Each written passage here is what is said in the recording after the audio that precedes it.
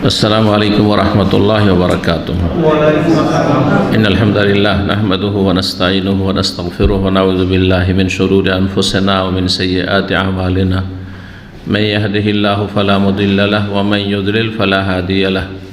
وأشهد أن لا إله إلا الله وحده لا شريك له وأشهد أن محمدا عبده ورسوله صلى الله تعالى عليه وعلى آله وصحبه وسلم تسليما كثيرا. أما بعد،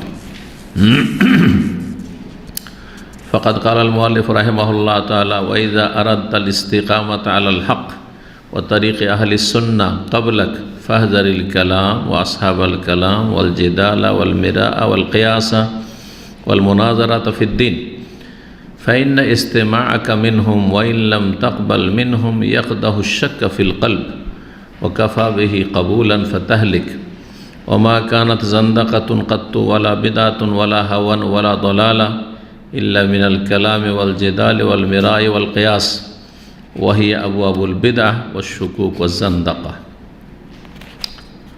সম্মানিত দ্বীনী ভাতৃমণ্ডলী, আল্লাহ রাব্বুল আলামিনের প্রশংসা এবং প্রিয় নবী সাল্লাল্লাহু আলাইহি সাল্লামের উপর সালাতু সালামের পর আজ শনিবার এশার সালাতের পর তারিখ 12ই জমাদাস সানি 1443 হিজরি মোতাবেক 15 জানুয়ারি 2022 আমাদের ধারাবাহিক আলোচনা শারহুস সুন্নাহ ইমাম আল হাসান বারবাহারি রহমতুল্লাহ আলাইহির কিতাব থেকে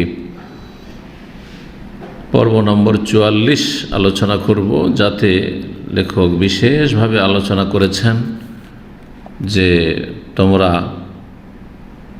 যারা দার্শনিক এবং দর্শনে প্রভাবিত আহলে কালাম বা ইলমুল কালামের যারা পণ্ডিত, যারা তর্কবিদ এবং যারা ধর্মীয় বিষয়ে ঝগড়া করে, যুক্তি দাঁড় করে, এসব থেকে আর এসব কর্মকাণ্ড থেকে নিজেকে বাঁচিয়ে রাখবে, না হলে গুমরাহির শিকার হবে, গুমরাহির শিকার হবে, পথভ্রষ্ট হবে।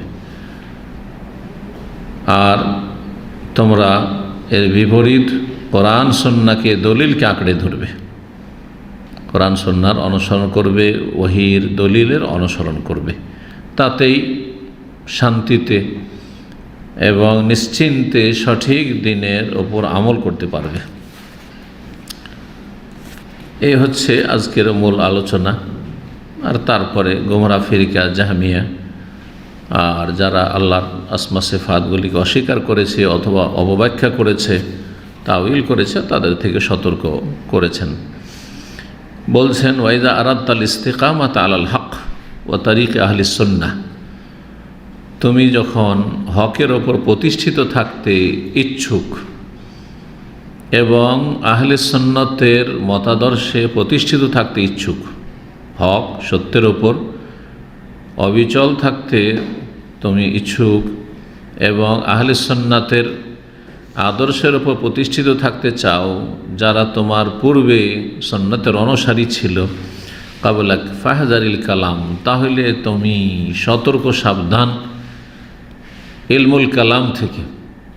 ইলমুল কালাম যারা দর্শনে ইউনানি ফালসাফা, হেকমত যেটাকে বলা হইতো এই ভাষায়, এগুলো আমরা মাদ্রাসায় পড়েছি, আলিয়া মাদ্রাসা, কওমি মাদ্রাসা, এগুলিতে এইসব কিতাব এক সময় পড়ানো হইতো, এমনকি আহলে হাদিসদের মাদ্রাসায় পড়া হইতো। আহলে হাদিস মাদ্রাসা থেকে প্রায় উঠে গেছে, কিন্তু দেওবন্দি বেরলভীদের মাদ্রাসায় এখন এসব আছে, মান্তিক, লজিক পড়ানো। আর হেকমত যেটা হচ্ছে ইউনানি ফালসাফা, মানে গ্রিক দর্শন, গ্রিক দর্শন।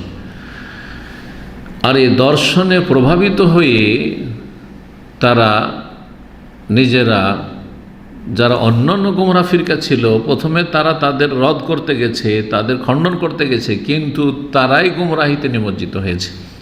যেমন আশায়েরা, মাতুরিদিয়া, এরা মুতাজিলা, খাওয়ারিজ, আরও অন্যান্য জাহমিয়া, তাদের রদ করতে গিয়ে নিজেরা গুমরাহির শিকার হয়েছে। কারণ এরা যারা আশায়েরা, মাতুরিদিয়া, এরা হচ্ছে আহলে কালাম ইসলামী দর্শন যেটাকে বলা হয়ে থাকে আজকালকার ভাষায়, নিয়ে যারা চর্চা করে এবং সেগুলি তারা পঠন পাঠন করে, আর তারা যুক্তি দিয়ে যুক্তির খণ্ডন করে, যুক্তি দিয়ে দর্শন দিয়ে, ইলমুল কালাম দিয়ে তাদের আরও অন্যান্য বাতিলপন্থী যেগুলো রয়েছে, যেমন মুতাজিলা বললাম আর জাহমিয়া, এদের খণ্ডন করত।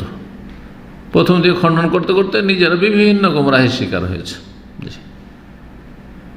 জাহমিয়া আল্লাহর নাম, গুণাবলী, আসমা সিফাত সবকে অস্বীকার করেছে, মুআত্তিলা তারা নিষ্ক্রিয় করেছে, আল্লাহর আসমা সিফাতকে না করেছে। আর এরা কি করেছে? আশায়রা মাতুরিদিয়া, এরা 7টি সিফাত ছাড়া বাকিগুলির অপব্যাখ্যা করেছে। যেমন আল্লাহ নেমে আসেন, হাদিস আছে না নেই? হ্যাঁ, প্রতি রাতের শেষ তৃতীয় অংশে প্রথম আকাশে নেমে আসেন। তো বলছেন না, আল্লাহ নেমে আসেন না, আল্লাহর রহমত নেমে আসে, আল্লাহর রহমত নেমে আসে। আল্লাহ রাব্বুল আলামিনের আগমন কোরআনে কারিমে রয়েছে। আও ইয়াতিয়া রব্বুকা, আও ইয়াতিয়া বাযু আয়াতি রব্বিক, হ্যাঁ, ওয়াজা রব্বুকা ওয়াল মালাকু সাফফান সাফফা, আল্লাহর আসার কথা রয়েছে হাসরের মাঠে।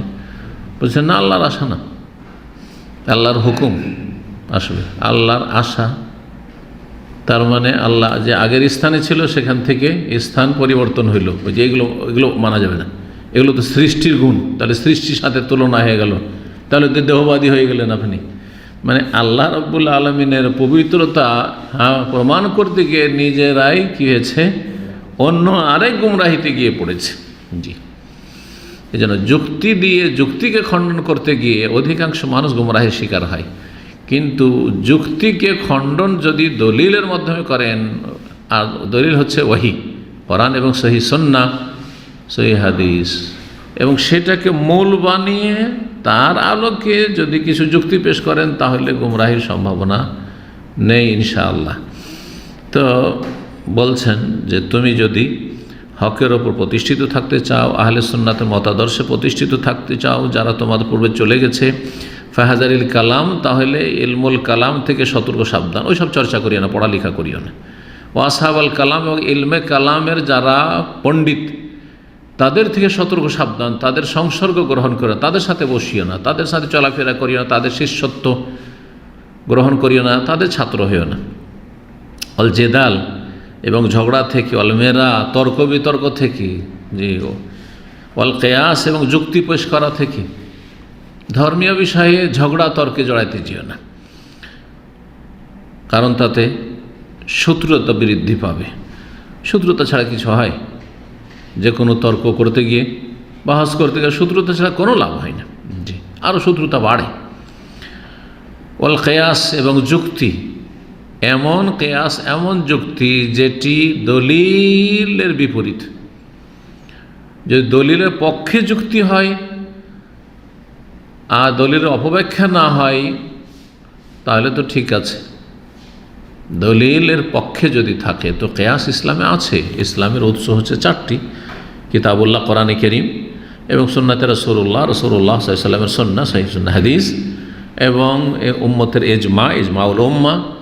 কিন্তু এজমা আপনি করবেন দলিলের বিরুদ্ধে, এটা চলবে না।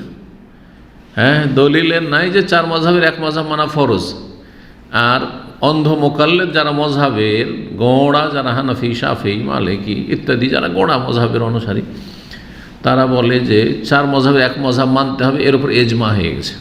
তাহলে এই এজমা, কোরআন হাদিস কি বলছে? ইত্তাবিউ মা উনজিলা ইলাইকুম মির রাব্বিকুম, যা আল্লাহর পক্ষ থেকে নাযিল হয়েছে তার অনুসরণ করো। তাহলে এর বিপরীত এরকম কত আয়াত রয়েছে। কুল ইন কুনতুম তুহিব্বুনাল্লাহ ফাত্তাবিউনি মান ইউতির রাসূলা ফাকাদ আতা আল্লাহ, যে আল্লাহকে মানলো, যে রাসূলকে মানলো সে আল্লাহকে মানলো। যদি তোমরা আল্লাহকে ভালোবাসো তাহলে আমার অনুসরণ করো। তাহলে অনুসরণ কার করতে বলা হয়েছে? রাসূলুল্লাহ সাল্লাল্লাহু আলাইহি সাল্লামের আনুগত্য, আতিউল্লাহ ওয়া আতিউর রাসূল, আল্লাহ এবং রাসূলের আনুগত্য করো। এ সমস্ত দলিলের বিপক্ষে বলবেন যে এজমা হয়ে গেছে 4 মাযহাবের এক মাযহাব মানতে হবে, তো মাযহাবের সবগুলি ফতোয়া ঠিক? মেলা ফতোয়া আছে যেগুলো সরাসরি কোরআন হাদিসের বিরোধী, তারপরে মানবেন, হারাম কাজ করবেন, স্পষ্ট গুমরাহি।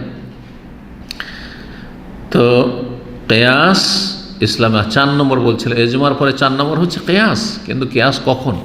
যখন স্পষ্ট কোনো দলিল পাচ্ছেন না, কোনো একটা মাসআলাই, নতুন মাসলা, এখন তার স্পষ্ট কোনো দলিল পাচ্ছেন না, অস্পষ্ট রয়েছে।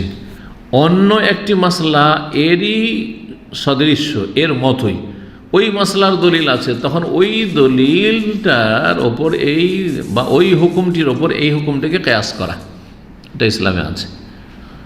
কিন্তু দলিলের বিরুদ্ধে যদি কেউ কিয়াস করে তাহলে এটা হচ্ছে ইবলিসের কিয়াস। এজন্য আরবিতে একটি কথা আছে, আউয়ালু মান কাসা ইবলিস, সর্বপ্রথম যুক্তি দাঁড় করেছিল ইবলিস শয়তান, কারণ আল্লাহর হুকুমের সামনে যুক্তি পেশ করেছিল। আর আমাদের সামনে আল্লাহর হুকুম হচ্ছে কোরআনে কারীম, রাসূলুল্লাহ সাল্লাল্লাহু আলাইহি ওয়াসাল্লামের হাদিস। কোরআন হাদিসের দলিলের সামনে যদি কেউ যুক্তি দাঁড় করে তাহলে সেটা হারাম। ওই কিয়াস থেকে এখানে সতর্ক সাবধান করছেন, সাবধান ওই কিয়াস থেকে, যে কিয়াস ইবলিস শয়তান করেছে। ইবলিস শয়তানের কিয়াস কি ছিল, যুক্তি কি ছিল, আর আল্লাহর হুকুম কি ছিল? আল্লাহর হুকুম ছিল উসজুদু লি আদম, আদমকে সেজদা করো। মালায়েকা সবাই সেজদা করলো, তুমিও সেজদা করো, তুমি তো তাদের সাথে ছিলে, সে তুমিও সেজদা করো।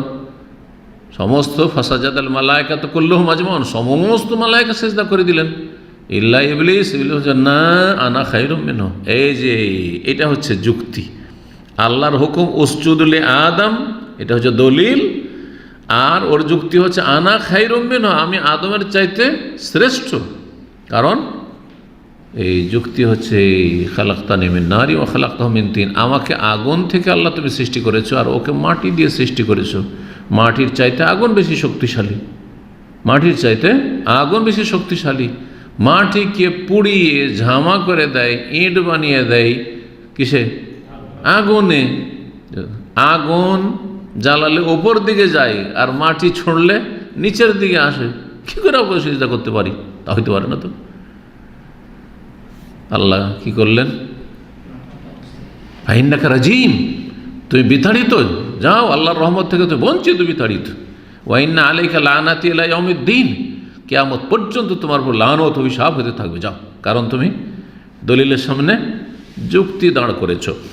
তো এখানে লেখক যেই কিয়াস, যে যুক্তি থেকে সতর্ক করেছে সেটা হচ্ছে দলিলের পরিপন্থী বা দলিলের মোকাবেলায়, দলিল খণ্ডন করার জন্য কিয়াস, যুক্তি দাঁড় করা। ওয়াল মোনাজারা ফিদ্দিন, ধর্মীয় বিষয়ে মোনাজারা বাহাস করা। মোনাজারা যেটাকে বাংলাদেশে কি বলা হচ্ছে? বহাস। বাহাস মানে তর্ক বিতর্ক, মোনাজারা আসলে এটি আসলে ইসলামের যে পরিভাষা যেটা চলে আসছে, যে যুগ থেকে মোনাজারা শুরু হয়েছে। আর মোনাজারা কিন্তু শুরু হয়েছে পরবর্তীতে, রাসূলুল্লাহ সাহাবায়ে কেরামদের জামানায়, তাবেঈনদের জামানায়, স্বর্ণযুগে এগুলো মোনাজারা ছিল না, পরবর্তীকালে শুরু হয়েছে। যখন আব্বাসী খেলাফত আমলে বাদশাহ হারুন রশিদের জামানায়, বিশেষ করে বাদশাহ হারুন রশিদের জামানায়, যখন ইউনানি ফালসাফা মানে গ্রিক দর্শন, গ্রিক দর্শনের ওগুলো তো ছিল সেখানকার ভাষায়, গ্রিস ভাষায়, সেখান থেকে আরবিতে উনি রাষ্ট্রীয়ভাবে সেগুলির অনুবাদ করালেন। বাগদাদ রাজধানী, আর সেটা ছিল এলমের রাজধানী। অনুবাদ করান যে এগুলো থেকে মুসলিম জাতি উপকৃত, ইউরোপের বিদ্যা থেকে, ইউরোপের কাছে পূর্ব ইউরোপ, গ্রিস আর ইটালি পাশাপাশি এগুলো। তো এদের দর্শনগুলিকে তর্জমা করা যাক, তর্জমা করানো হয়েছিল উপকারের জন্য, কিন্তু উপকারের চাইতে অপকার বেশি হয়ে গেছে।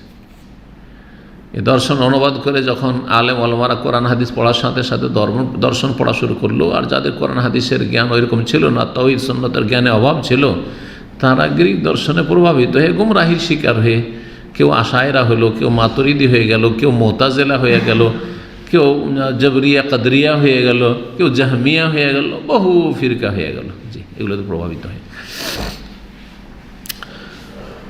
দিনের ক্ষেত্রে, ধর্মের ক্ষেত্রে মোনাজারা বহাস করা থেকে সাবধান। কখনো দেখাতে পারবেন না যে মোনাজারা বহাস করে সেখানে একটা শান্তির পরিবেশ তৈরি হয়েছে এবং সেই এলাকার লোকের হেদায়েত হয়েছে, বরং সেখানে লাঠির জোর দেখিয়েছে, নাই মারামারি হয়েছে, মারপিট হয়েছে। আরও সমস্যা কী হয়েছে? কঠিন থেকে কঠিনতর হয়েছে।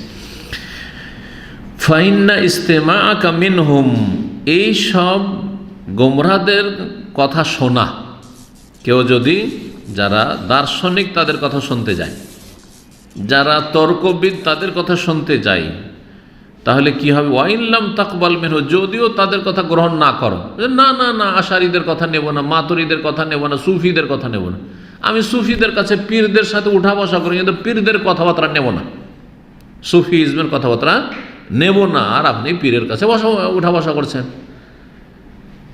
এইরকমই যারা মওদুদিবাদী, ইখওয়ানি, তাদের সাথে উঠা বসা করছেন, খাতির তাদের আলোচনাগুলিতে যাচ্ছেন, যে আলোচনা চক্র তাদের হয়ে থাকে, আর বলছেন না না না ওদেরটা নেব না, ওদেরটা নেব না। তবলিগীদের সাথে অনেকে বসতে যায়, ওরা আসে, ওদেরকে বসতে দিয়ে ওদের সাথে আমি বসি, কিন্তু ওদেরটা নিই না আমি। এই যে ওদেরটা নিই না, এই ফর্মুলা ঠিক নয়, লেখক বলছেন ভুল এটি।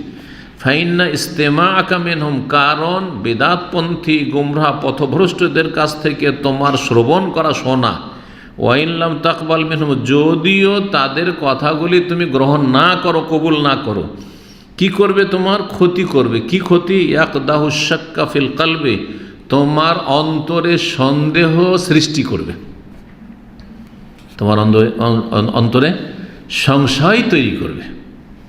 কি জানি এটা আবার আমাদের ভুল না হয়ে যায়। হ্যাঁ, তো আল্লাহ আরশে আজিমে আছেন, তাই না? আল্লাহ আরশে আছেন, আর সে আরশ থেকে প্রতি রাতে নেমে চলে আসে। তাহলে তো ওরা তো বলছে যে তাহলে কি আরশ খালি হয়ে গেল? যখনই বললেন যে তাহলে আরশ খালি, তার মানে আপনি সৃষ্টির সাথে তুলনা করেছেন, আমরা তো তুলনা করতে যাইনি। আল্লাহর অবতরণ, আল্লাহর নেমে আসা আল্লাহর মতো, আমাদের মতো নয়। যেমন আল্লাহ আল্লাহর মতো, সৃষ্টির মতো, মানুষের মতো নয়। মানুষ ওপর থেকে নিচে নামলে ওপরের জায়গাটি খালি হয়ে গেল, কিন্তু আপনি আল্লাহ সম্পর্কে যখনই এই কথা ভাবলেন যে আল্লাহ যখন আরশ থেকে বা আল্লাহ রাব্বুল আলামিন নেমে আসলেন প্রথম আকাশে, তো আগের জায়গাটি খালি হয়ে গেল, শূন্য হয়ে গেল।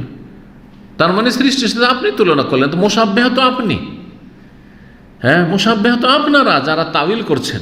আমরা তো মুশাব্বিহ নই, কারণ আল্লাহ রাব্বুল আলামিনের মতো কেউ নেই, এইরকমই আল্লাহর নামার মতো কারো নামা নাই, আল্লাহর কথার মতো কারো কথা নাই, আল্লাহর চেহারার মতো কারো চেহারা নাই, জি আল্লাহ রাব্বুল আলামিনের হাতের মতো কারো হাত নয়, এইভাবে জি আল্লাহর জাতের মতো কারো ব্যক্তিত্ব নয়, আর আল্লাহর সিফাত গুণাবলীর মতো কারো গুণাবলী নয়। এইভাবে মনে রাখতে হবে। অন্তরে সন্দেহ সৃষ্টি করবে, ওয়াকাফা বিহি কাবুলান, আর এইটাই তাদের কথা গ্রহণ করার জন্য যথেষ্ট। যখনই অন্তরে খটকাচ্ছে, সেই তো কি জানি আমি ভুলে আছে নাকি, যে বহু লোক এবার গুমরা হচ্ছে। আরে সৌদি আরবে তো শাইখদের কাছ থেকে এইরকম শুনে আসলাম, কিন্তু তারা তো রাষ্ট্রীয় পর্যায়ে ইসলামের কথা বলে না, কিন্তু জামাতিদের কাছে বসলাম, তো এরা তো রাষ্ট্রীয় পর্যায়ে ইসলাম চায়, তো এরা তো আরও বেশি হিতাকাঙ্ক্ষী, এরা তো সর্বস্তরে ইসলাম চায়, এরা তো আপনার পার্লামেন্টে ইসলাম চায়, এরা তো আদালতে ইসলাম চায়, তাই না? কথা তো খুব আকর্ষণীয়। শোনার পরে সংশয় পড়ে গেলেন, তাহলে যারা রাষ্ট্রীয় পর্যায়ে ইসলাম চায় তারাই তো জীবনের বেশি ঝুঁকি নিতে যাচ্ছে, তাই না? হ্যাঁ, তারা জীবনে বেশি ঝুঁকি নিতে যাচ্ছে। আর সৌদি আরবে যেটা শেখাচ্ছে, এরা তো ঝুঁকি নিতে চায় না, আসলে তৌহিদ সুন্নাত করে ওসব ঝুঁকি নিতে চায় না। কিন্তু এটা দেখলো না যে ইসলাম শুরু হয়েছে তৌহিদ দিয়ে আর শেষ হয়েছে তৌহিদ দিয়ে। ইসলামের পুরোটাই আম্বিয়া রসুলগণকে আল্লাহ পাঠিয়েছেন তৌহিদুল ইবাদা বা তৌহিদুল উলুহিয়া প্রতিষ্ঠার জন্য, ক্ষমতা প্রতিষ্ঠার জন্য নয়। কয়জন নবী রসুলগণ ক্ষমতার মালিক হয়েছেন, এবং ক্ষমতাকে টার্গেট বানানো এইটা নবী সাল্লাল্লাহু আলাইহি ওয়াসাল্লামেরও ছিল না। যে ক্ষমতাকে টার্গেট বানানো যদি থাকতো, তো মক্কাতে তো ক্ষমতা হস্তান্তর করতে চেয়েছিল, চাইনি? ওরা বলেনি যে মুহাম্মদ তোমার কি গরজ বলো দেখি? সিরাতুন নবী যারা পড়েছেন ভালো করে জানেন, প্রথমখানে অফার ছিল প্রলোভন।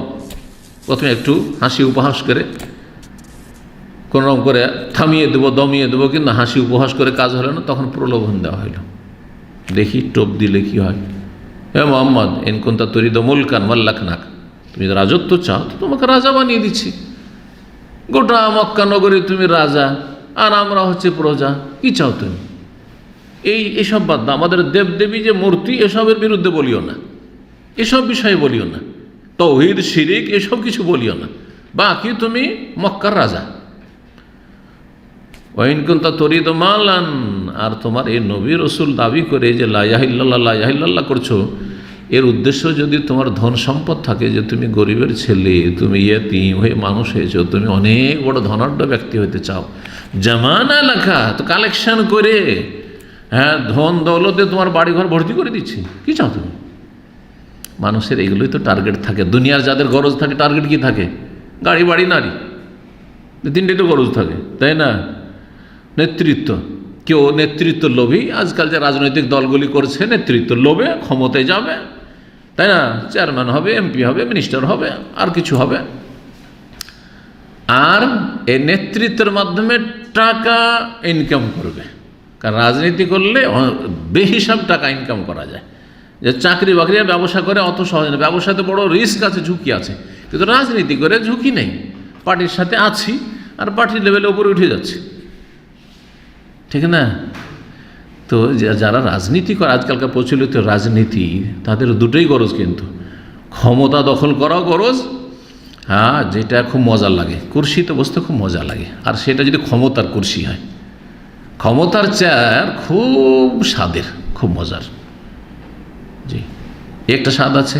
আর পয়সার স্বাদ, ছোট বাচ্চারও পয়সার স্বাদ আছে। আপনি 2 বছরের বাচ্চাকে দিয়ে দেখুন, টাকা ফট করে কেড়ে নেবে আপনার হাত থেকে। তখন মানুষের নেচার হচ্ছে পয়সা, পয়সা। হব্বুল মাল জুয়্যানা লিন্নাসে হব্বু শাহাওয়াতি মিনান নিসাই ওয়াল বানিন ওয়াল কানাতির মুকান্তারাতি মিনাজ যাহাব ফিজ্জা, অঢেল স্বর্ণ আর চাঁদির মালিক হওয়া, এটা হচ্ছে স্বপ্ন মানুষের। খাই খাই খাই খাই, জি। তো এগুলো এই রাজনীতি করে হাসিল হয়। তো নবী সাল্লাল্লাহু আলাইহি ওয়াসাল্লামকে তো তা তো বলা হয়েছিল, তা তো রাজি হলেন না। তো কি চাও? আবার কিছু লোক আছে যারা নারী প্রেমী, হ্যাঁ, তাদের উদ্দেশ্য কি? নারীবাদী, নারী প্রেমী। তারা নারীদের চাই শুধু নতুন নতুন। এবং তুমি যদি এইরকম চাও, সুন্দরী রমণী চাও, তাহলে তুমি বলো যে মক্কার কোনটি সুন্দরী মেয়ে তোমার পছন্দ, সেটার সাথে তোমার বিয়ে দিয়ে দিচ্ছি। আল্লাহু আকবার। এই সমস্ত অফার রাসূলুল্লাহ সাল্লাল্লাহু আলাইহি ওয়াসাল্লাম কাছে এসেছিল, নিয়েছিলেন। কি বলেছিলেন? ওয়াল্লাহি, আল্লাহর কসম করে বলছি, তোমরা যদি আমার, হ্যাঁ, ডান হাতে সূর্য দিয়ে দাও, বাম হাতে কামার চাঁদ দিয়ে দাও, তো মা তারাকতু হাযাল আমরা, এই কাজ আমি ছেড়ে দেবো না। দ্বীনের দাওয়াত, লা ইলাহা ইল্লাল্লাহ, তাওহীদুল উলুহিয়া, তাওহীদুল ইবাদার দাওয়াতকে ছেড়ে দেবো না। জি, হয় আল্লাহ রাব্বুল আলামিন এই পথে আমাকে সফল করবেন, বিজয় দান করবেন, আর না হলে এই পথে আমি শেষ হয়ে যাব, মরে যাব, কিন্তু ছেড়ে দেবো না। মক্কা রাখায় নিরাশ হয়ে গেল। তো শেষ রাসূল সাল্লাল্লাহু আলাইহি সাল্লামকেও আল্লাহ রাব্বুল আলামিন, যাকে আল্লাহ ক্ষমতা দিয়েছিলেন মদিনা আসার পরে, তাকেও ক্ষমতা টার্গেট বানাবার জন্য পাঠায়নি। কিন্তু জামাত ইসলামী ইখওয়ানীদের কথা হইল যে ইসলাম তখনই কায়েম হয় যখন আপনি ক্ষমতা দখল করতে পারলেন, আর এটি হচ্ছে ইসলামের পুরো টার্গেট। নাউজুবিল্লাহ মিন যালিক। নিছক দুনিয়ার স্বার্থ। ইসলামের পুরো ব্যাখ্যাটা হচ্ছে দুনিয়ার স্বার্থ হাসিল করা। কারণ ক্ষমতার লোভ সবারই আছে। কে শক্তিশালী থাকতে চায় না, কেউ ওপরে থাকতে চায় না, স্বেচ্ছায় কেউ নিচে থাকতে চায়, কেউ থাকতে চায় না। আপনি আমি সবাই সবাই ওপরে থাকতে চায়। এই জন্য আল্লামা আলবানী রাহিমাহুল্লাহ সালাফি আকীদা মানহাজ আলোচনা করতে বলেছেন যে জামাতি ইখওয়ানীদের যে ধর্মটি, হ্যাঁ, তাদের যে ধর্মীয় চিন্তা চেতনা থিওরি, সেটা একেবারে নিছক পার্থিব, মানে দুনিয়ার স্বার্থ।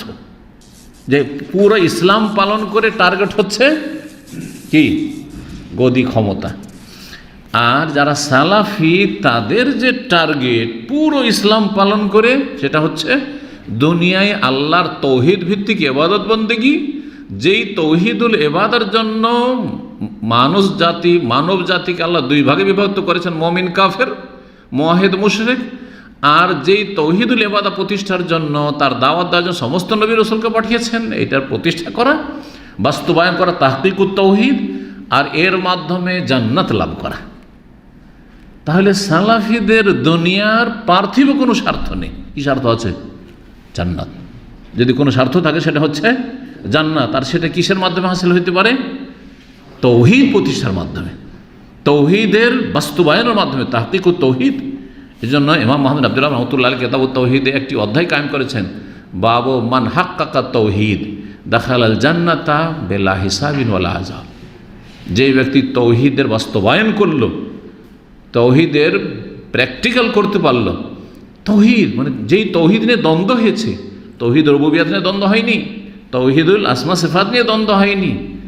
মক্কার কাফেরও আল্লাহকে আল্লাহ বলতো, আল্লাহকে খালেক বলতো, আল্লাহকে রাজেক রিজিক দাতা রাজ্জাক বলতো, কিন্তু দ্বন্দ্ব কোথায় ছিল?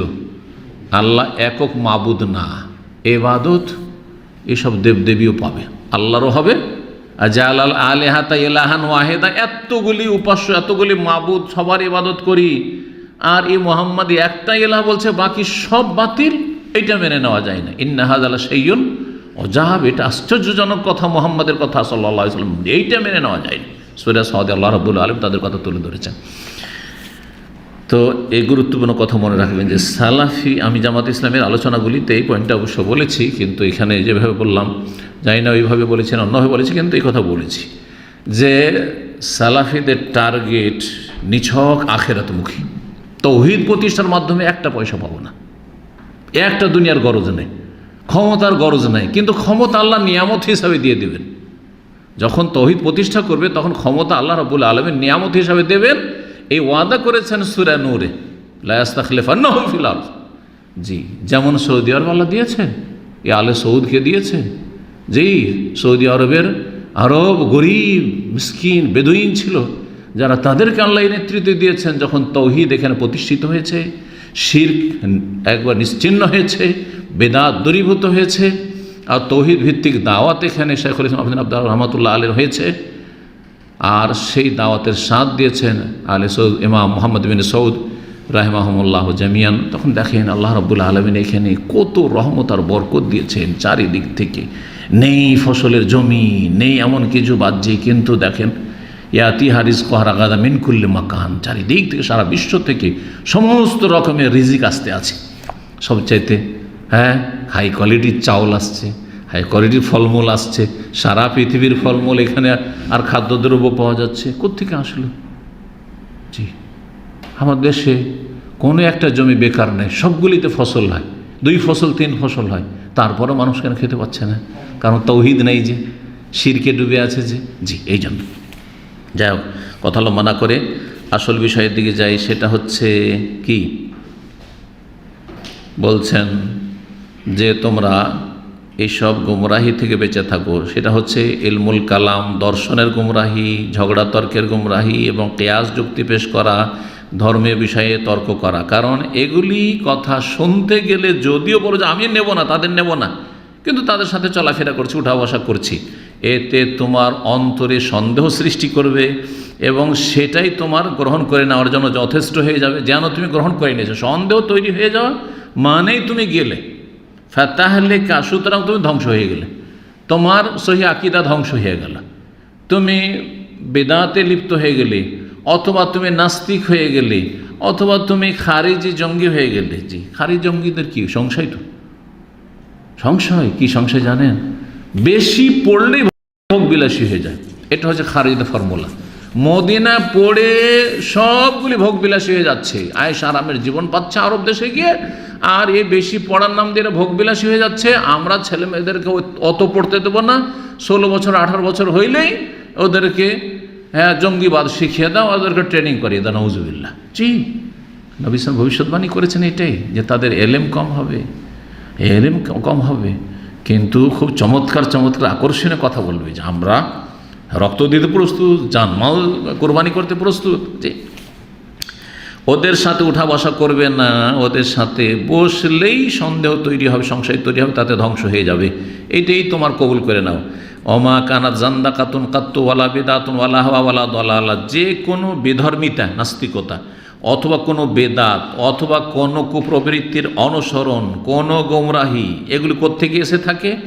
ইল্লা মিনাল কালামে, সমস্ত কিছু দর্শন থেকে এসে থাকে, জেদাল ঝগড়া তর্ক থেকে এসে থাকে, অল মেরা যুক্তি তর্ক, অল কিয়াস যুক্তি থেকে এসে থাকে। যুক্তিতে মুক্তি খুঁজতে গিয়ে কী হয়ে যায়?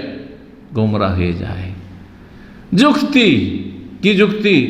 আদম আলাইহিস সালামকে যদি ফেরেশতারা সেজদা করলে সেটা আল্লাহর হুকুম হয়, সেটা কেন শিরক কুফরি হলো না? তো আমরা যদি খাজা বাবাকে সেজদা করলাম, মাজারে সেজদা করলাম, তো আমরা কেন মুশরিক হয়ে যাব?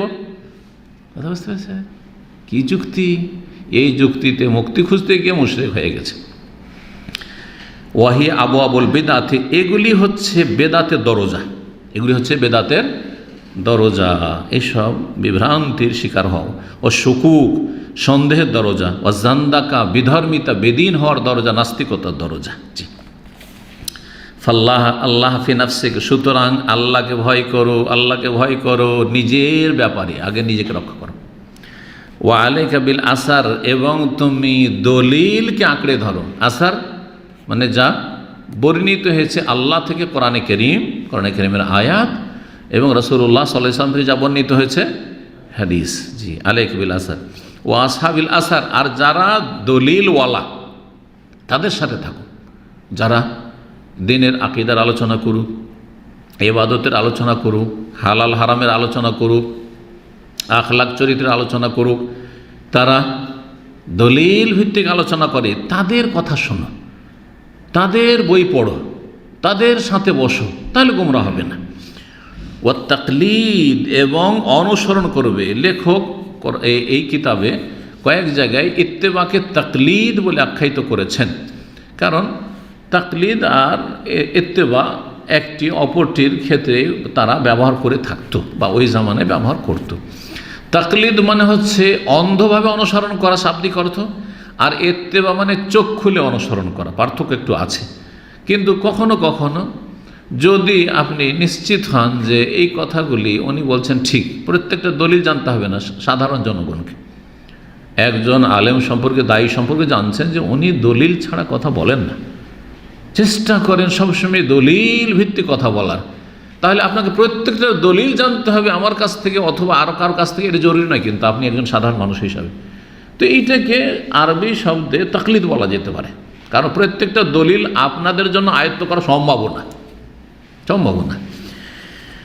তো কি করবে? যারা কোরআন এবং হাদিসের অনুসারী ওলামা, তাদের সঙ্গ দাও, তাদের সাথে থাকো, তাদের কথা শোনো। ও তাকলিদ, এবং যারা ইত্তেবার কথা বলে, নবী সাল্লাল্লাহু আলাইহি ওয়াসাল্লামের অনুসরণ করো, সাহাবায়ে কেরামদের অনুসরণ করো, স্বর্ণযুগের লোকদের অনুসরণ করো, তাবেইন, তাবা তাবেইনের অনুসরণ করো। এইভাবে ফাইন্নাদ দীন ইন্নামা হুয়া বিত-তাকলিদ, কারণ দিন ইসলাম হচ্ছে অনুসরণের নাম। এজন্য ভাষ্যকার বলছেন এই তাকলিদ বলতে কি বুঝিয়েছেন? আর তাকলিদ হোনা আইল ইত্তেবা, উদ্দেশ্য হচ্ছে ফলো করা, অনুসরণ করা, যারা আল্লাহ নির্দেশ দিয়েছেন, ইন কুনতুম তুহিব্বুনা আল্লাহ ফাত্তাবিউনি ইত্তাবিউ মা উনজিলা ইলাইকুম মির রাব্বিকুম, ইত্তাবি মা উনজিলা ইলাইকা মির রাব্বিক ইয়া আইয়ুহান নবী। জি, এইভাবে আল্লাহ রাব্বুল আলামিন বলেছেন। জি। তো বলছেন দিন হচ্ছে অনুসরণের নাম। কার অনুসরণ? ইয়ানি অর্থাৎ লিন্নবী, নবী সাল্লাল্লাহু আলাইহি ওয়াসাল্লাম অনুসরণ। প্রথম কার অনুসরণ, কাকে ফলো করবেন? নবী সাল্লাল্লাহু আলাইহি ওয়াসাল্লাম, ওয়াসহাবে, তার সাহাবায়ে কেরামদেরকে, রিজওয়ানুল্লাহি আলাইহিম, আল্লাহর সন্তুষ্টি তাদের উপর বর্ষিত হোক। ওমান কাবলানা লাম ইয়াদাউনা ফিল আফসিন, আর আমাদের পূর্বে যারা সালাফগণ ছিলেন, সাহাবায়ে কেরাম, তাবেইন, তাবা তাবেইন, যারা যুগে যুগে নিষ্ঠার সাথে অনুসরণ করেছেন এই সরল পথের, তারা আমাদেরকে অস্পষ্ট দিনের উপর ছেড়ে দেননি, দিনকে স্পষ্ট ক্লিয়ার করে দিয়েছেন। তৌহিদকে তৌহিদ, সুন্নাতকে সুন্নাত, আর শিরক শিরক, বেদাত বেদাত স্পষ্ট করে দিয়েছেন। কোনটি হেদায়েত আর কোনটি গুমরাহি স্পষ্ট করে দিয়েছেন। ফাকাল্লিদহুম, সুতরাং তাদের অনুসরণ করো, ওয়াস্তারি, আরাম পেয়ে যাও। অনুসরণ করো, কোরআন সুন্নাহর আলেমদের অনুসরণ করো, তাহলে কি হয়ে যাবে? আরাম পেয়ে যাবে। তাদের কাছ থেকে তারা দলিল সহ কথা বলে, সুতরাং তাদের কাছে ফতোয়া জেনে নিলে আরাম পেয়ে গেলেন আপনি। ওয়ালা তুজাওয়িজিল আসার, দলিলকে অতিক্রম করিও না। দলিল বাদ দিয়ে যুক্তির পিছনে ছুটলে কে কি বলছে এটা দেখতে গেলে না। ওয়ালা তুজাওয়িজিল আসার, দলিলকে অতিক্রম করিও না, পার করিও না। ওয়াহালাল আসার, আর যারা দলিল ওয়ালা, দলিল ভিত্তিক কথা বলে, ওলামায়ে কেরাম, তাদেরকে অতিক্রম করিও না। ওয়াকিফ ইনদাল মুতাশাবিহ, যেখানে অস্পষ্ট মনে হবে সেখানে থেমে যাও। আন্দাজি কথা বলিও না, অনুমান ভিত্তিক কথা বলিও না।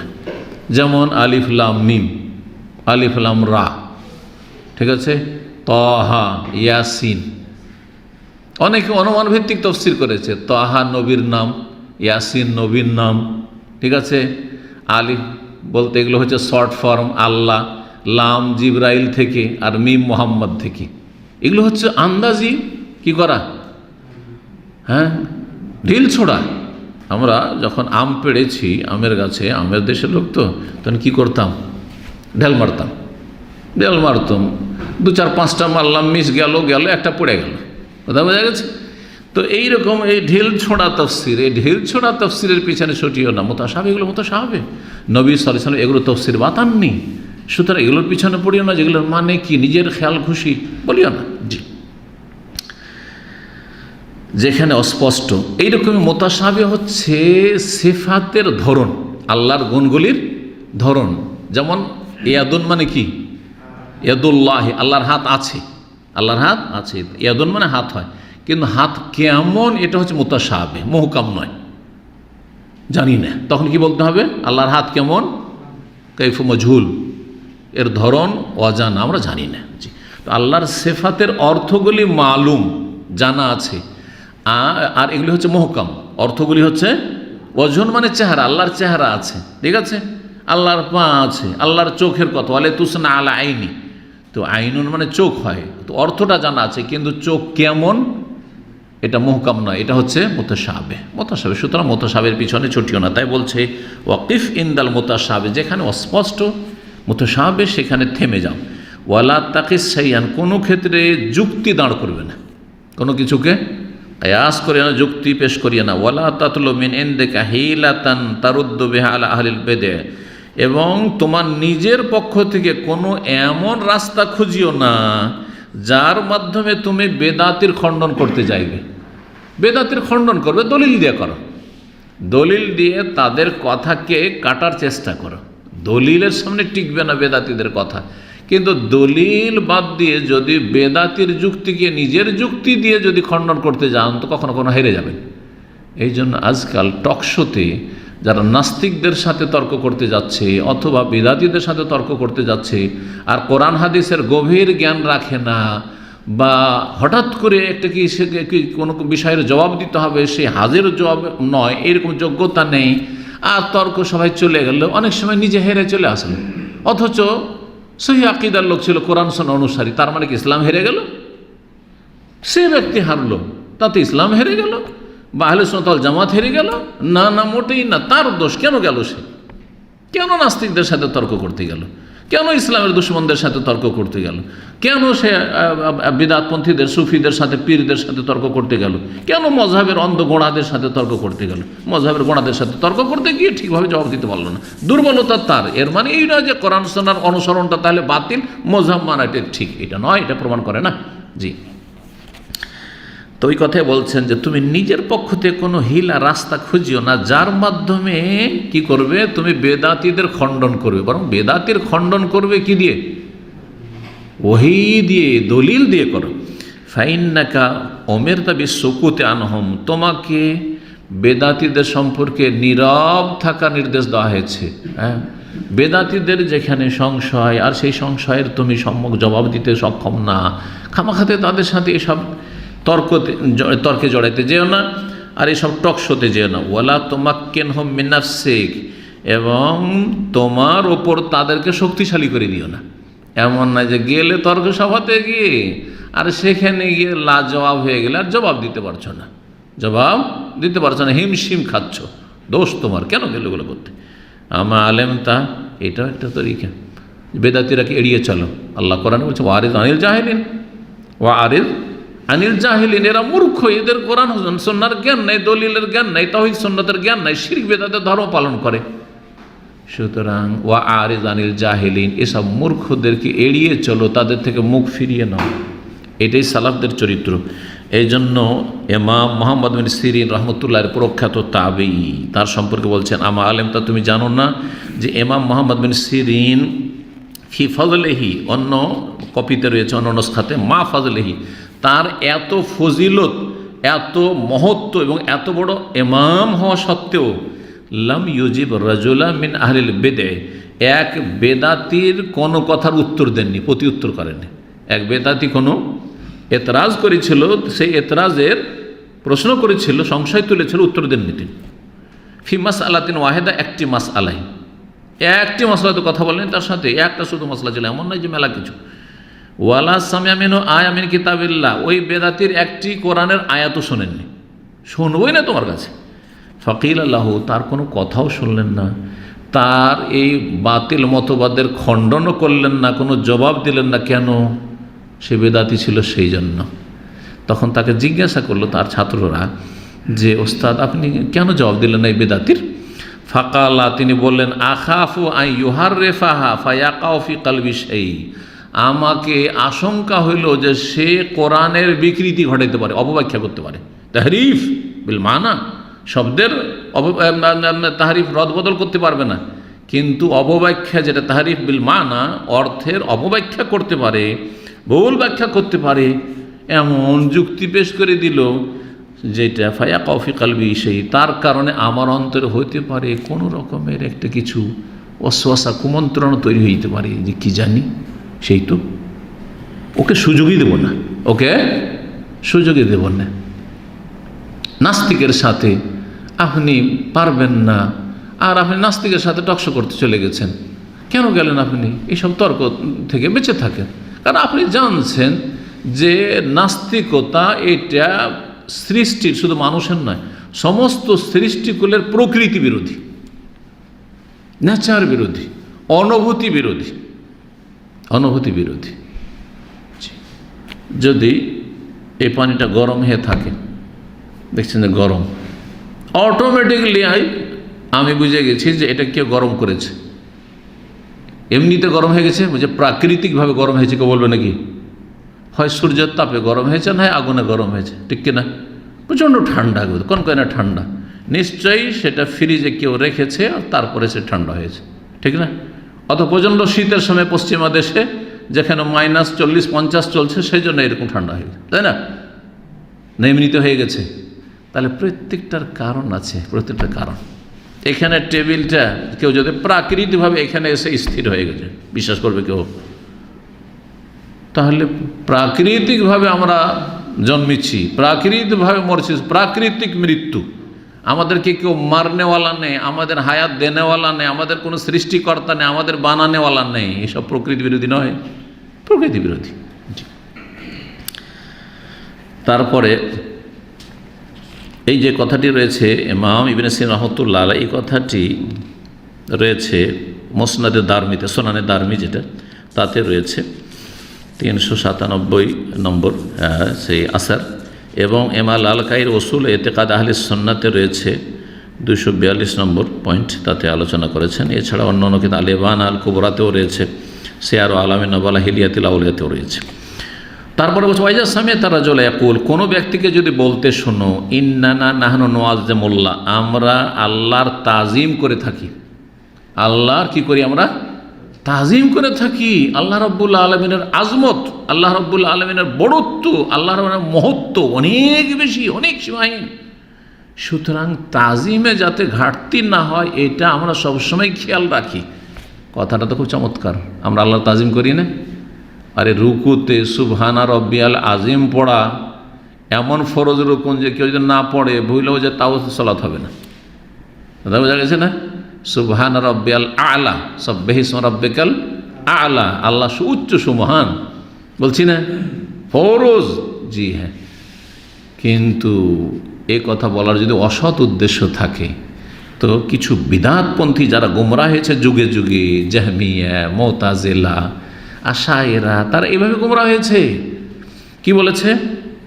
ইন্না নাহনু নুআজ্জিমুল্লাহ, আল্লাহর আমরা বড়ত্ব মহত্ব ঘোষণা করছি। আল্লাহর জন্য এটা সমীচীন না, এটা হইতে পারে না যে আল্লাহর অনেক সিফাত আছে, অনেক গুণ আছে। কারণ জাহমিয়াদের থিওরি হচ্ছে যে তাআদ্দুদে সিফাত হলে তাআদ্দুদে জাত লাজিম চলে আসবে। এটা আরবিতে বললাম, একটু বাংলা ব্যাখ্যা না করলে বুঝবেন না। অনেকগুলি গুণ যদি হয় তাহলে সত্তাও অনেক হয়ে যাবে। অর্থাৎ আল্লাহকে যদি রহমানও বলেন, রহিমও বলেন, খালেকও বলেন, রাজেকও বলেন, হ্যাঁ গাফফারও বলেন, হ্যাঁ এইভাবে যদি ওয়াহাবও বলেন, এইসব যদি বলেন তাহলে আল্লাহর অনেক যখন গুণ হয়ে গেল তো অনেক মাবুদ হয়ে গেল না? অনেক মাবুদ হয়ে গেল। অথচ কথাটা যদি একটু চিন্তা করেন তো বুঝবে একেবারে ভুল। একটা লোকের মেলা গুণ থাকে না? একটা লোক মাশাআল্লাহ আলেমও, আর হাদিসেরও আলেম, তফসিরেরও আলেম, ফেকারও আলেম, আর মাশাআল্লাহ বক্তব্য করতে পারে, হ্যাঁ, তারপর বাংলাও জানে, ইংলিশ জানার গুণ আছে, আরবি জানার গুণ আছে, উর্দু জানার গুণ আছে, থাকে না? আবার চিকিৎসাও বুঝে কিছু, হোমিও চিকিৎসা করে, না আরও কিছু চিকিৎসা করে, আবার গাছগাছার চিকিৎসা করে, আবার রুকিয়াও করে। তো কতগুলি গুণ হইল? লোক তো একটাই। তো সৃষ্টির ক্ষেত্রে যদি এটা হইতে পারে, তা আল্লাহর ক্ষেত্রে অনেক সিফাত আছে, কিন্তু আল্লাহর জাত, আল্লাহর সত্তা হচ্ছে আল ওয়াহিদুল আহাদ, একক। কিন্তু গুমরারা বুঝেনি, পথভ্রষ্ট হয়েছে, আর বহু মানুষকে গুমরা করেছে। যে অনেকগুলি যদি আল্লাহর সিফাত বলি, গুণ বলি, তো অনেক জাত আবশ্যক হয়ে যাবে, তাহলে অনেক আল্লাহ হয়ে যাবে। মুশরিক হয়ে গেলেন, কাফের হয়ে গেলেন নাকি? সেই জন্য মানা যাবে না, রহমান রহিম এসব মানা যাবে না। তারপরে অন্যান্যরা যারা হয়তো নামগুলি মেনেছে যে আল্লাহর রহমান আছে, কিন্তু এই রহমত আল্লাহর সিফাত এটা ব্যাখ্যা করতে হবে, তাউইল করেছে। বলছে রহমত মায়া, দয়া, হ্যাঁ, তারপর রাগান্বিত হওয়া, তাই না, আল্লাহর হাসা, এগুলো মানা যায় না। আল্লাহ কিছু বান্দাদেরকে দেখে হাসেন, তাই না? আল্লাহ রাব্বুল আলামিন যদি পাপ করতে দেখেন বান্দাদেরকে, তো আল্লাহ কি করেন? রাগান্বিত হন, অসন্তুষ্ট হন। রিজাল রব্বে ফিরিজাল ওয়ালিদ, সাখাতুর রব্বে সাখাতুল ওয়ালিদ। বলছে রাগ হয়ে যাও, এটা তো দুর্বলতা। আমাদের যখন রাগ হয় তখন আমরা কি হয়ে যাই? ব্যালেন্সলেস হয়ে যায়, হালকা হয়ে যায়। হালকা হয় না? দেখেন স্থির হয়ে বসে ঠান্ডা মেজাজে কথা বলছি, কিন্তু মেজাজ যদি রেগে যায় তো এই ঠান্ডা মেজাজে কথা বলা যাবে না। তখন মানুষ নিজেকে ব্যালেন্সে রাখতে পারে না। এটা দুর্বলতা, এটা সৃষ্টির দুর্বলতা। বলছে যে আল্লাহর রাগেন, এইটাতে তো কেমন হয়ে যায়, এটা তো দুর্বলতা। সেজন্য আল্লাহর রাগ মানি না। আল্লাহর রাগের সেফাত, গজাবুল্লাহর সেফাত, মগজুব আলাইহি মানে আল্লাহর গজব ইহুদিদের ওপর হচ্ছে, পাপীদের ওপর আল্লাহর গজব হয়। গজব আল্লাহ আলাইহি ওয়া লাআনাহু ওয়া আদালাহু, যে খনির ওপর আল্লাহ বলেছেন। বলছেন না না না, গজব নয়, তাহলে আল্লাহর ক্রোধ নয়। কি ক্রোধের যেটা প্রতিক্রিয়া, ফলন, সেটা হয়। রাগ হইলে কি হয়? রাগ হইলে শাস্তি দেয়। তাহলে আল্লাহর গজব মানে আল্লাহ শাস্তি দেবেন, আল্লাহর গজব টজব হয় না, রাগ হয় না। নাউযুবিল্লাহ মিন যালিক। এইভাবে কি করেছে তারা? বলছে আমরা তাজিম করি। আর পক্ষান্তরে যারা বলছে আল্লাহর গজব আছে, আল্লাহ কখনো হাসেন, আল্লাহ কখনো খুশি হন, বান্দা তওবা করলে লাল্লাহু আফরাহু বিতওবাতে আবদিন, হ্যাঁ, বান্দার তওবাতে আল্লাহ সবচেয়ে বেশি খুশি হন ওই ব্যক্তির চাইতে, যে হাদিসগুলো রয়েছে। বলছে না, খুশি হইলে তো মানুষ অন্যরকম হয়ে যায়, একটা খুশি না, এটা আল্লাহর সিফাত চলবে না, চলবে না। খুশি হলে কি করে মানুষ? বকশিস দেয়। তাহলে খুশি আল্লাহর সিফাত নয়, কিন্তু আল্লাহ দেন, মানে প্রতিদান, উত্তম প্রতিদান দেন, ওইটা মানি। এভাবে তাবিল করেছে আশায়েরা মাতুরিদিয়ারা। জি, তো কিছুটা টাচ দিলাম যাতে বুঝতে পারেন যে কীভাবে গুমরা হয়েছে ফিরকাগুলো। আশায়েরা, মাতুরিদিয়া, তারপরে মুতাজিলা, তারপরে আপনার এই জাহমিয়ারা, এক এক স্তরের এরা গুমরা। কেউ বড় গুমরা, কেউ মাঝারি গুমরা, কেউ সবগুলি গুমরা। তো বলছেন যে যারা বলবে যে আমরা আল্লাহর তাজিম করেছি, এজাজ সামে আসার আর রাসূলুল্লাহ, যখন রাসূলুল্লাহ সাল্লাল্লাহু আলাইহি ওয়াসাল্লাম কোনো হাদিস শোনে, কোনো দলিলের কথা শোনে, না আমরা আল্লাহর তাজিম করি, আল্লাহর তাজিম করি, সেই জন্য এটা মানতে পারি না। ফাআলাম, জেনে রাখো, আন্নাহু জাহমি, সে হচ্ছে জাহমি, মানে আল্লাহর আসমা সিফাতকে, নাম গুণাবলীকে অস্বীকার করে। সই পাক্কা জাহমি, আর না হইলে কাঁচা জাহমি হচ্ছে মুতাজিলা। জি, ইউরিদু আন ইয়ারুদ্দা আসারা রাসূলুল্লাহ সাল্লাল্লাহু আলাইহি ওয়াসাল্লাম, তাদের উদ্দেশ্য হচ্ছে রাসূলুল্লাহ সাল্লাল্লাহু আলাইহি ওয়াসাল্লামের হাদিসকে, সুন্নাহকে অস্বীকার করা, খণ্ডন করা। ওয়ায়াদফাউ বিহাযিহিল কালিমা আসারা রাসূলুল্লাহ সাল্লাল্লাহু আলাইহি ওয়াসাল্লামের হাদিস সমূহকে এই কথার দ্বারা তার প্রতিহত করা উদ্দেশ্য, হ্যাঁ, ছুঁড়ে ফেলা উদ্দেশ্য। জি, মানতে চাই না আসলে দলিল। ওয়াহুয়া ইয়াজউম, তার ধারণা, আন্নাহু ইউআযজিমুল্লাহ, যে আল্লাহর তাজিম করে তারা, ওয়া ইউনাজ্জিহু, আল্লাহর পবিত্রতা তারা সাব্যস্ত করে। আল্লাহকে পাক পবিত্র রাখবো, এটা কি হইতে পারে? এটা তো সৃষ্টির গুণ। যেমন একটু আগে বললাম, ওই উদাহরণগুলি দিচ্ছে। এজা সামে হাদিস আর রুয়াতে, যখন আল্লাহর দেখার হাদিস শুনে, যে আল্লাহর দিদার দর্শন, মুতাজিলা আল্লাহর দর্শনকে অস্বীকার করেছে, জাহমিয়ারা আল্লাহর দর্শনকে অস্বীকার করেছে, যে আখেরাতে হাসরের মাঠে আল্লাহকে মুমিন বান্দারা দেখবে, জান্নাতে আল্লাহকে দেখবে। বলছেন না না না, এগুলো হাদিস মানা যাবে না, এগুলো মানা যাবে না। কারণ আল্লাহকে দেখবে, তাহলে আল্লাহ রাব্বুল আলামিনকে যদি দেখার কথা বলেন তো আল্লাহর তাহলে দেহ আছে, তাহলে আপনি দেহবাদী হয়ে গেলেন, মুজাসসিমা হয়ে গেলেন। না না, ওই সব থেকে আমরা বাঁচি, আল্লাহর তাজিম করি। সৃষ্টির সাথে তুলনা করে ফেললেন। মানুষকে দেখা যায়, ঠিক না? মানুষকে দেখা যায়, আল্লাহকে কী করে দেখা যাবে? এইভাবে যুক্তিকে প্রাধান্য দিয়েছে দলিলের ওপর। এরকম হাদিসুন নজুল, এরকম আল্লাহর অবতরণ, আল্লাহ নেমে আসেন, এই হাদিস তারা অস্বীকার করেছে। বলছে আল্লাহর তাজিম করি, এই হাদিস মানা যাবে না। ওয়াগাইরাহু ইত্যাদি ইত্যাদি, এরকম মেলা রয়েছে আল্লাহর সেফাত, যে সেফাতে ফেলিয়া বিশেষ করে যেগুলি। আফালাইসা ইয়ারুদ্দু আসারা রাসূলিল্লাহ সাল্লাল্লাহু আলাইহি ওয়াসাল্লাম, সে কি রাসূলুল্লাহ সাল্লাল্লাহু আলাইহি ওয়াসাল্লামের হাদিসকে, সুন্নাহকে অস্বীকার করছেন না, খণ্ডন করে দিচ্ছেন না? ওয়াইদা কালা, যখন বলবে ইন্না নুআযিমুল্লাহ, আমরা আল্লাহর তাজিম করে থাকি, আইয়াজুল আমি মাউদাইন ইলা মাউদে, যে আল্লাহ এক জায়গায় থেকে আরেক জায়গায় চলে যাবেন, স্থানান্তরিত হবেন, তার আগের জায়গায় যে খালি হয়ে গেল, তো এটা তো সৃষ্টির গুণ। আমি এখানে বসে আছি, এখান থেকে চলে গেলাম, তো আমার এখানে চেয়ারটা আমার খালি, তো আল্লাহ সম্পর্কে ওরকম বলবেন? না না, নাহলে আমরা মানবই না যে আল্লাহ কি করেন, আগমন করেন, আল্লাহ নেমে আসেন, এসব মানবই না। এসব হাদিসগুলো অস্বীকার, আল্লাহর সিফাতগুলো অস্বীকার। তো যেই ব্যক্তি বলবে যে আল্লাহর তাজিম করি, সুতরাং আমরা এটা মানব না যে এক জায়গা থেকে আরেক জায়গায় তিনি সরে যান, এই কথা বলবো না, কিন্তু অবতরণ বলবো, যে নজুল হাদিসে এসেছে বলবো, আগমন এসেছে কোরআনে বলবো। ফাকাত জামা, যখন বলবে আল্লাহর তাজিম করি সেই জন্য এগুলো মানি না, তার ধারণা যে আন্নাহু আলাম বিল্লাহ মিন গায়রি, সে আল্লাহ সম্পর্কে বা তার আল্লাহ সম্পর্কে অন্যের চাইতে বেশি জানে, রাসূলুল্লাহ সাল্লাল্লাহু আলাইহি ওয়াসাল্লামের চাইতে বেশি জানে। রাসূলুল্লাহ সাল্লাল্লাহু আলাইহি ওয়াসাল্লাম বলেছেন, আল্লাহ নিজে বলেছেন আল্লাহ সম্পর্কে বেশি জানে, অন্যরা কেউ জানে। তারপরে আল্লাহর পরে রাসূলুল্লাহ সাল্লাল্লাহু আলাইহি ওয়াসাল্লাম সবচেয়ে বেশি আল্লাহ সম্পর্কে জানেন না, অন্যরা জানে? রাসূলুল্লাহ সাল্লাল্লাহু আলাইহি ওয়াসাল্লাম। তো রাসূলুল্লাহ সাল্লাল্লাহু আলাইহি ওয়াসাল্লাম তো বলেছেন এই সিফাত গুণগুলি আল্লাহর। ফাহাজার হাওলাই, সুতরাং এইরকম পথভ্রষ্ট যারা আল্লাহর আসমা সিফাতকে অস্বীকার করেছে অথবা তার তাউইল ভুল অপব্যাখ্যা করেছে, তাদের থেকে সতর্ক সাবধান। আশায়রা থেকে, মাতুরিদিয়া থেকে, মুতাজিলা থেকে, জাহমিয়া থেকে। ফাইন্না জমহুরান নাসি মিনাস সুকাত ওয়া গায়রিহিম আলা হাযিল হাল, কারণ অধিকাংশ জনগণ এবং অন্যরা, জনগণ এবং বেদাতি মোল্লাগুলো এই অবস্থায় রয়েছে, তাদের অবস্থা এটাই। আমাদের দেশের সাধারণ জনগণ শুধু নয়, বড় বড় আলেম, শাইখুল হাদিস আর বড় বড় মাদ্রাসার কত কি তারা প্রতিষ্ঠাতা, আর অমুক অমুক, তাদের এত বিশাল খেদমত রয়েছে, আল্লামা আর আন্তর্জাতিক খ্যাতিসম্পন্ন বক্তা, কিন্তু দেখা যাচ্ছে আল্লাহর সিফাতের ক্ষেত্রে গোমরা পথভ্রষ্ট হয়ে রয়েছে। আল্লাহ সর্বত্র বিরাজমান, আল্লাহ সব কিছুতেই বিরাজমান, আল্লাহ নিরাকার। জি, কারণ আল্লাহর আকার বললে কি হয়ে যাবে? বলছে সৃষ্টির সাথে তুলনা হয়ে যাবে। আমরা আল্লাহর তাজিম করি, সুতরাং আল্লাহর আকার মানি না। ওয়াহাজিরিন নাস মিনহুম, এদের থেকে বেঁচে থাকো, আর এদের থেকে অন্যদেরকেও, জনগণকেও সতর্ক সাবধান করো। এখানে আজকের আলোচনা শেষ করছি।